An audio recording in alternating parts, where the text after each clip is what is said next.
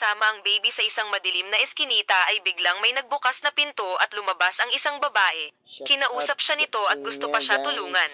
Nag-decide naman ang babae na iwan ang baby niya sa babae at sinabi na bibili lang siya ng gamot at tinignan ng babae ang baby at napansin niya na may suot na pendant ang baby na parang buto at nang tignan niya ang nanay ay nawala na ito na pinagtaka niya. Makalipas ang 18 taon, nasa isang market si Lushu kasama ang kapatid niya na si Lu Xiaoyu at nagpapabili ito ng pumpkin candy. Pero sinabi naman ni Lushu na huwag sila gumastos masyado dahil mauubos ang pang-tuition niya sa susunod na semester. Kaya nagdrama naman ang kapatid niya, kaya wala siyang nagawa kundi bilhin ang candy kahit mabigat sa loob niya. Halos ayaw niya pa ibigay ang pera sa tindero. Masayang masaya naman si Lu Xiaoyu kaya masaya na rin si Lushu. Habang naglalakad sila ay may nakita silang pinagkakaguluhan na event at doon nakita nila ang isang lalaki na gumagamit ng apoy. Tinangka ni Lu Shu na buhatin si Lu Xiaoyu pero natamba sila.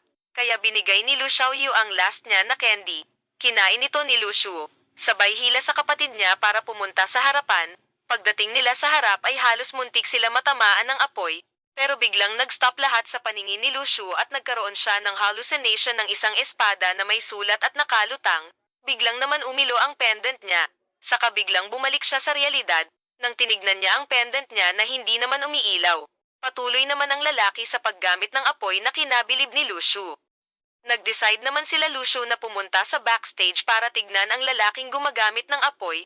Patago silang pumasok sa backstage. Sakto naman may nakita silang mga lalaking nag-uusap hanggang binaril ng tranquilizer ng isa ang lalaking gumagamit ng apoy na kinagulat nila. Napansin naman sila ng mga lalaki, kaya napilitan na lumabas sina Lushu. Sinabi ni Lushu na naghahanap lang sila ng toilet kaya naligaw sila. Samantalang ang mga lalaki naman ay nagpakilalang mga pulis. Para makaalis sila ay tinanong na rin ni Lushu kung nasan ang toilet at nang tinuro na ito ng lalaki ay nagmamadali na silang umalis.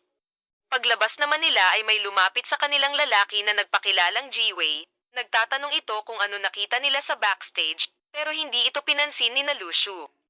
Nang makauwi na sila ay sandali nila kinausap ang kapitbahay nila na tinatawag nila na Aunt Lin, at kinamusta din nila ang asawa nito.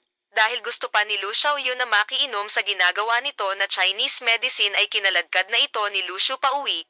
Kinagabihan dahil naubusan na sila ng noodles ay lumabas si Lu Shu para bumili. Habang naglalakad si Lu Shu ay naalala niya ang moments nila ni Lu Xiaoyu sa ampunan at ang pagtakas ni Lu Xiaoyu sa ampunan kaya tuluyan na siyang inalagaan ni Lu Shu. Dahil sa pagmo-moment ni Lushu hindi niya na-realize na green ang traffic light kaya nasagasaan siya ni Truck-kun. Nang nakahiga siya at duguan ay biglang nag-activate ang kwintas niya at pumasok sa katawan niya. Habang takot na takot ang driver ng truck ay biglang tumayo si Lushu at susugurin sana ang driver pero biglang tumakbo ang driver sa takot. Na pinagtaka naman ni Lushu at saka naman bumili si Lushu ng noodles. Nang mapansin ng tindero ang dugo niya sa ulo ay nagulat ito. Pag-uwi ni Lushu ay nagtaka siya dahil wala siyang sugat sa katawan at napansin niya na may hugis puno sa palad niya. Nag-concentrate si Lushu at may lumabas na parang screen sa harapan niya na kinagulat niya. Sa kanya napansin ng mga list ng pangalan at may mga number pa.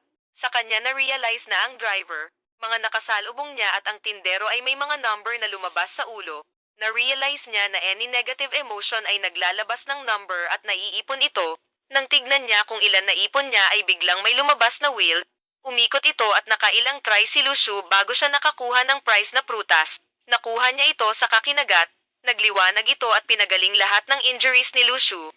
Na kinatuwa niya, nagtry ulit si Lushu pero halos maubos na ang points niya saka siya nakakuha ng isang papel na may lyrics ng kakaibang Twinkle Twinkle Little Star. Kinanta niya ito at napunta ang consciousness niya sa space. Doon may nakita siyang screen. At kahit nandun siya ay nakakausap niya pa rin si Lu Xiaoyu. Dahil dun ay may points na lumalabas sa screen, mukhang inis ito kay Lushu. Nakinatuwa naman ni Lushu at mas lalo pa ininis si Lu Xiaoyu para madagdagan ang points niya. Habang kumakain sila ay may naramdaman si Lushu, lumabas siya at umakyat sa babong nila para makichismis. Pero nakita niya ulit ang mga lalaki sa may backstage nagtago si Lushu pero nakita na siya ng mga ito. Hinanap nila si Lushu sa babong. Nagmamadali naman kumilos si Lushu nang palapit na ang mga lalaki ay biglang may naramdaman si Lushu sa mga ito. Tinanong nila kung ano ginagawa ni Lushu sa babong. Sinabi naman ni Lushu na dahil nagnyebe ay kumuha siya ng dried radish at pinakita ang dala niya. Nagtaka naman ang dalawa at sinabi ng isa sa mga lalaki na walang fluctuations, at si Lucio ay ordinaryo lang, kaya pinauwi na lang niya si Lucio dahil delikado ang paligid. Umalis na ang mga lalaki at bumalik na si Lucio sa bahay nila. Pagkapasok niya ay sobrang